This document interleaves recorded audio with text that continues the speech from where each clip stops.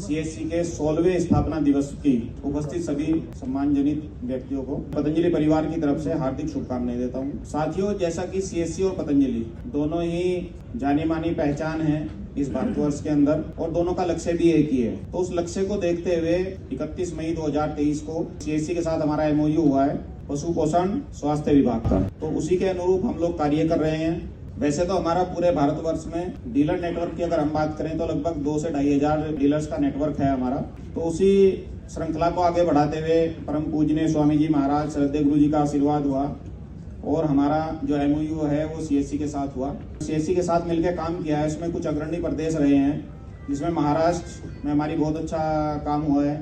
Second number पर आपका हरियाणा है। हरियाणा के अंदर हम 3 कंसेप्ट पे काम कर रहे हैं। जैसे आप वीएलई हैं, वीएलई के साथ मिलके भी एफपीओ हैं, फार्मर प्रोड्यूसर ऑर्गेनाइजेशन है, उनके साथ भी काम कर रहे हैं। और कुछ पैक्स हैं, प्राइमरी एग्रीकल्चर कोऑपरेटिव सोसाइटी, जिसमें कि अभी लास्ट मंथ मेरी विजिट हुई है। तो पैक्स में बहुत अच्छा काम हुआ है, जिसमें हमारे लगभग कुरुक्षेत्र डिस्ट्रिक्ट में 7 पैक्स के आसपास जो कार्यरत हैं और सिरसा डिस्ट्रिक्ट है, सिरसा डिस्ट्रिक्ट में भी अभी मेरी लास्ट वीक की विजिट हुई थी। तो 2 पैक्स वहाँ पे भी बहुत अच्छा काम कर रहे हैं। अम्बाला है, यमुनानगर है। तो ऐसे ही हम ये चाह रहे हैं कि जो भी भाई वीएलई भाई हैं हमारे, वो साथ में जुड़ना चाहते हैं तो आगे आए। हमारा अनुरोध है आप सभी से। तो इसमें थोड़ा सा मैं पतंजलि पशु आहार के बारे में भी आप लोगों को बताना चाहूँगा कि हमारी यूएसपी क्या है और क्यों यूनिक है। क्योंकि कंपनी तो बहुत सारी हैं आज के समय में, अगर आप बात करें तो लगभग 500-550 कंपनियां इसमें इन्वॉल्व हैं। उसमें से एक पतंजलि भी है। पतंजलि परिवार का आप सब हिस्सा बने।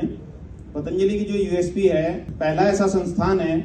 हमारी जो शुरुआत हुई थी पतंजलि पशु आहार की, वो सन 2013 में हुई थी।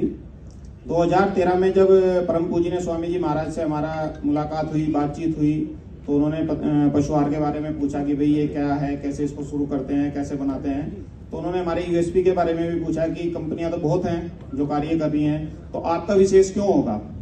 तो उसमें हमने जो अपना पशु आहार जो स्वामी जी महाराज को बताया कि हमारी 2 यूएसपी रहेंगी। पहला, हमारा जो पशु आहार आता है वो यूरिया रहित आता है, और सेकंड जो है हमारा एमआरपी बेस्ड कल्चर है, जो कि अभी काफी कंपनियों ने हमारी देख रेख में मतलब शुरुआत कर दी है कि भाई एमआरपी भी आने लग गया। एमआरपी रखने का एक कारण ये था कि किसानों को अच्छी चीज वाजिब दाम पे मिले, और वो हो भी रहा है। अगर मैं लास्ट ईयर की बात करूं तो हमारी बहुत अच्छी परफॉर्मेंस रही है आशीष जी। 2024-25 की जो हमारी एनुअल टर्न रही है, वो लगभग टर्नओवर जो रहा है वो लगभग 500 करोड़ के आसपास का रहा है। और ये हम जो पतंजलि पशु आहार का जो कार्य करते हैं वो पतंजलि ग्राम उद्योग न्यास के अंतर्गत करते हैं, जो कि एक ट्रस्ट है न्यास के अंदर। यहाँ हमारा नो प्रॉफिट नो लॉस पे काम होता है। कोई इससे हमारा मुनाफा कमाने का कोई उद्देश्य नहीं है, क्योंकि आप लोगों को पता है कि Patanjali is a big house. तो हमारे और भी बहुत सारे कार्य हैं, पतंजलि आयुर्वेद लिमिटेड है, पतंजलि फूड्स है। तो इसमें हमारा कोई भी उद्देश्य ऐसा नहीं है कि हमारा कोई प्रॉफिट कमाना है, केवल ये है कि अच्छी चीज किसानों तक पहुंचे।